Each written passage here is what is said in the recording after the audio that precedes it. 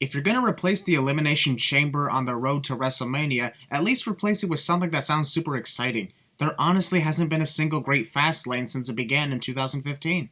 Also, this pay-per-view concept exists. They say the biggest beard has the right of way. What? Ryback's non-pyro pyro.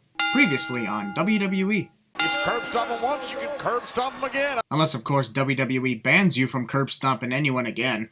He still holds the Money in the Bank contract. True, Seth can cash in at any time, unless, of course, the WWE World Heavyweight Champion is not even showing up on pay-per-view to defend his title for absolutely no reason. And Rowan the Pig Man all. Did you just call Eric Rowan the Pig Man? I'm trying to remember. Was he ever referred to a lot as a pig man? Wouldn't make any sense unless he traded in his lamb mask with a pig mask. I don't know if I've ever seen anybody inflicting pain as much as Kane. Brock Lesnar? Does that for a living? Ring any bells? Here comes Rollins again. Oh! Dolph Ziggler apparently has no peripheral vision and would have easily seen Seth Rollins out of the corner of his eye. Dolph yelling at Kane to get up on his feet despite the fact that Kane is already on his feet. Curb stop it. Oh, it hit. Post-match assault.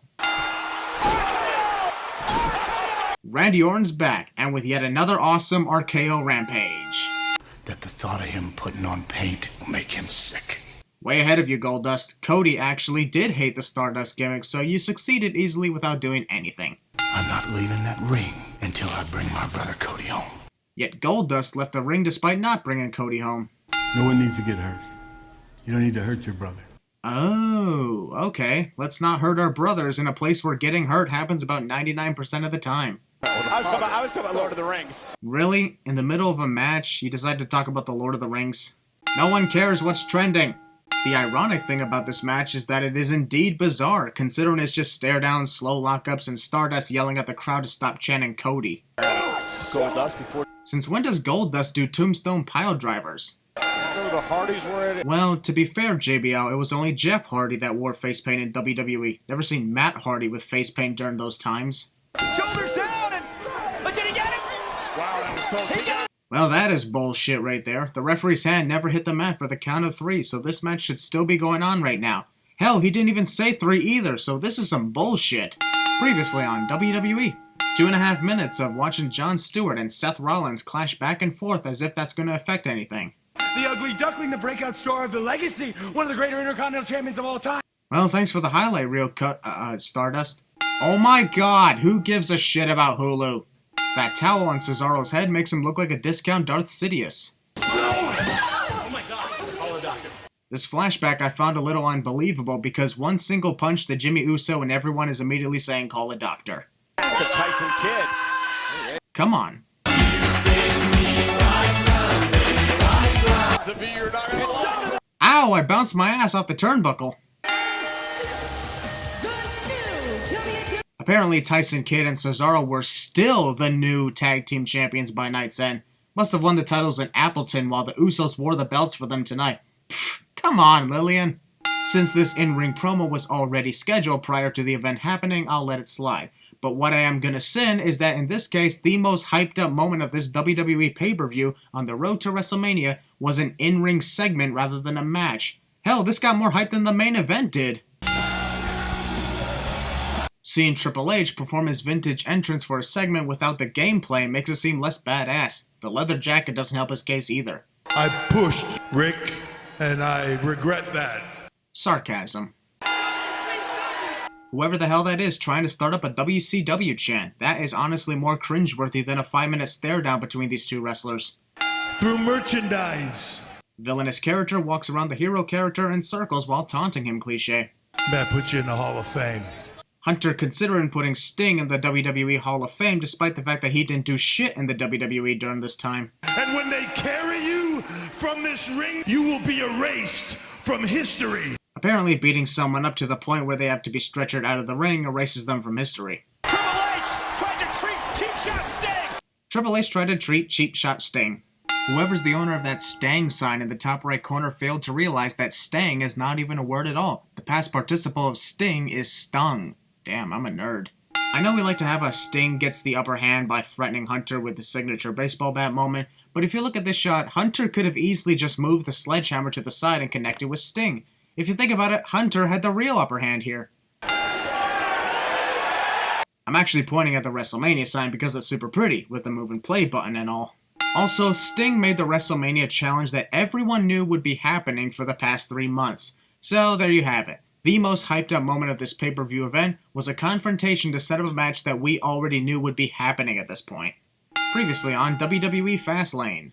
WWE Fastlane may break the record for most flashbacks shown in a single pay-per-view. She is the WWE Women's Champion. Unless Lillian Garcia thinks she's in the first decade of the 2000s, then she should know that Nikki Bella is the Divas Champion, and the Women's Championship will not be returning for another year. You can't blame for paid.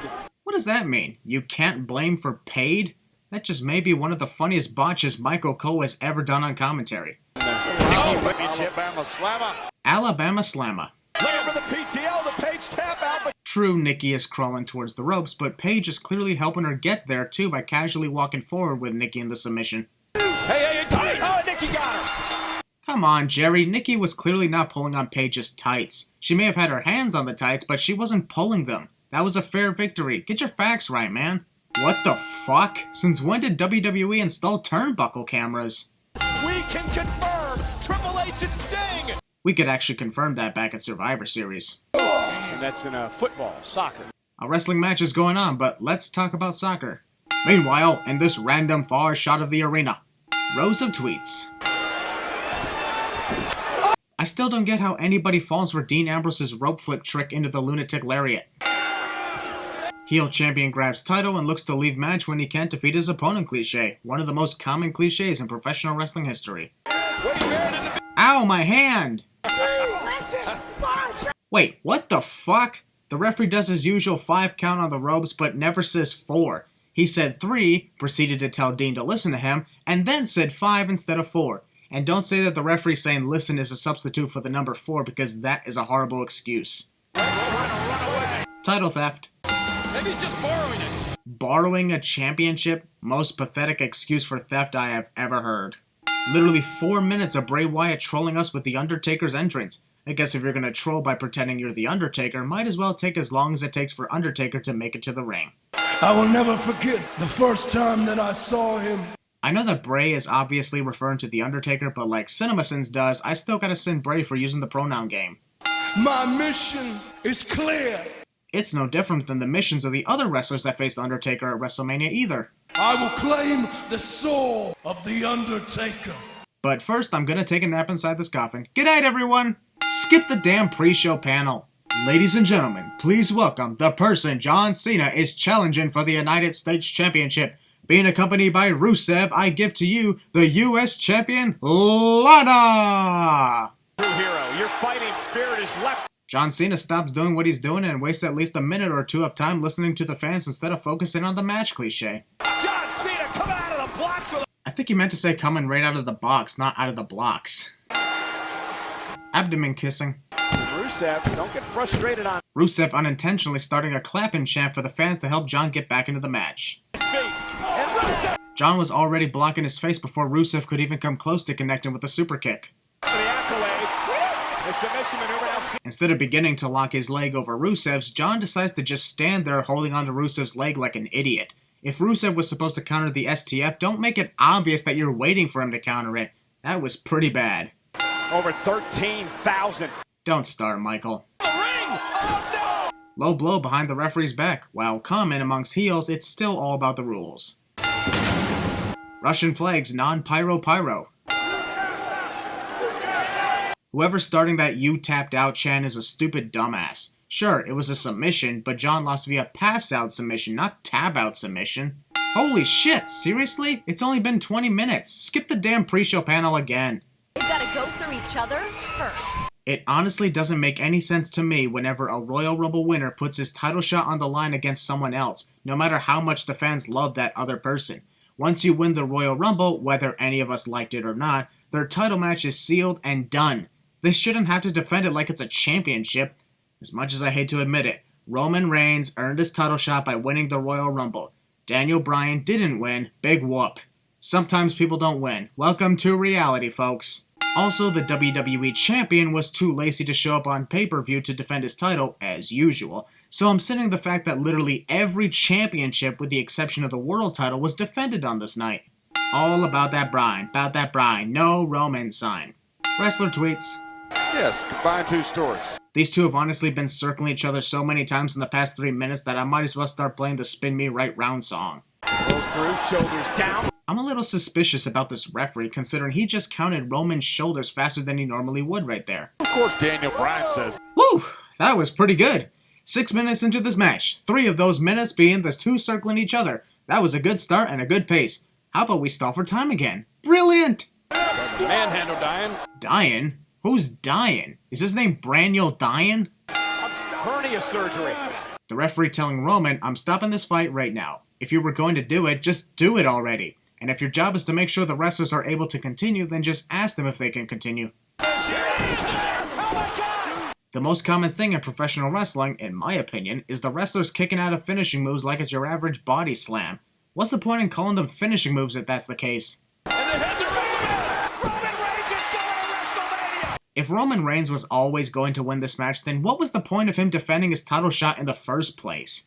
Giving the fans one last hope that Daniel Bryan would be in the main event of WrestleMania, only to say, nope, we messed with you once again. Daniel Bryan's dreams just went up in smoke. You mean the dream of him headlining WrestleMania and winning the world title? No reason to think he already lived that dream in the previous year. If anything, Daniel should be thinking, oh well, I already did this before you did, Roman, so at least I have the advantage there. His dreams couldn't have gone up in smoke if he had already made it a reality before. You know what would have made up for this sad pay-per-view event? A freaking heel turn from either wrestler.